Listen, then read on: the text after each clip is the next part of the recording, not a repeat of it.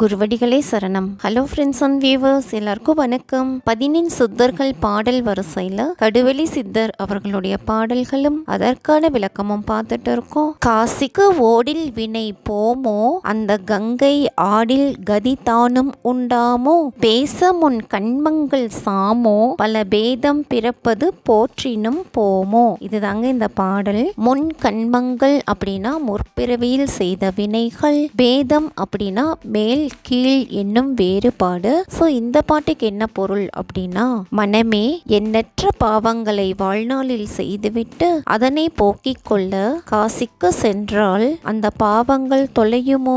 தொலையாது. கங்கையிலே நீராடினாலாவது முக்தி கிடைக்குமா என்றால் கிடைக்காது. மற்றவரிடம் நம் பாவங்களை எடுத்து சொல்லி புலம்புவதால் பாவங்கள் தீருமா என்றால் அப்படியும் தீராது. நான் உயர்ந்தவன், நீ தாழ்ந்தவன் என்னும் வேறுபாடு மேற்கண்ட செயல்களை எல்லாம் நாம் செய்வதால் போகுமோ? போகாது.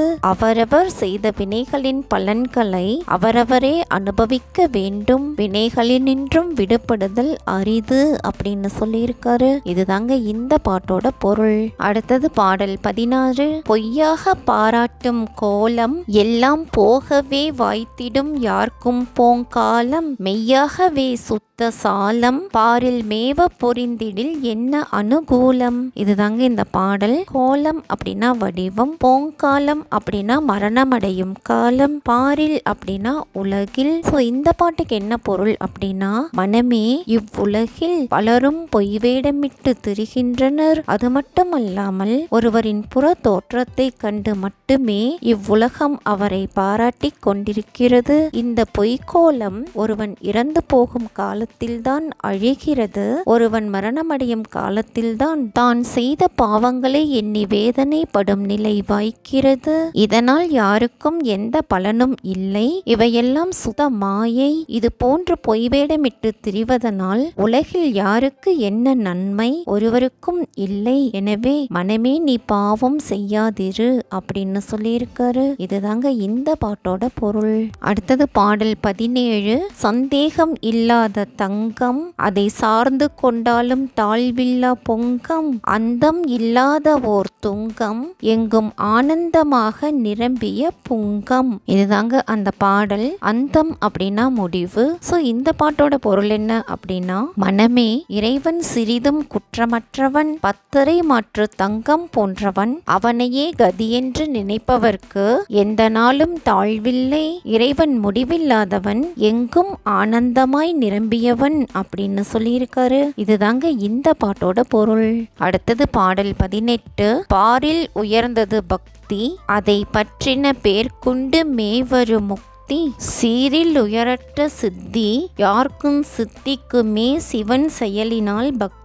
இதுதாங்க அந்த பாடல். பாரில் அப்படின்னா உலகில், முத்தி அப்படின்னா வீடு பேரு, அட்ட சித்தி அப்படின்னா என் வகை சித்திகள். அது என்னென்ன அப்படின்னா அனிமா, மகிமா, லகிமா, கரிமா, பிராத்தி, பிரகாமியம், ஈசத்துவம், வசித்துவம் அப்படிங்கிற 8. ஸோ இந்த பாட்டுக்கு என்ன பொருள் அப்படின்னா, மனமே இவ்வுலகிலேயே உயர்ந்தது பக்தி தான். அதை தவிர வேறு எதுவுமே உயர்ந்ததல்ல. இறைவன் மேல் பக்தன் கொள்ளும் ஆழ்ந்த அன்பே இறுதியில் வீடு பெற்றை அளிக்கும். சிவபெருமான் மேல் தொடர்ந்து பக்தி செலுத்தி வந்தால் அட்டு சித்திகளும் விரைவிலேயே கைகூடும் அப்படின்னு சொல்லியிருக்காரு. இதுதாங்க இந்த பாட்டோட பொருள்.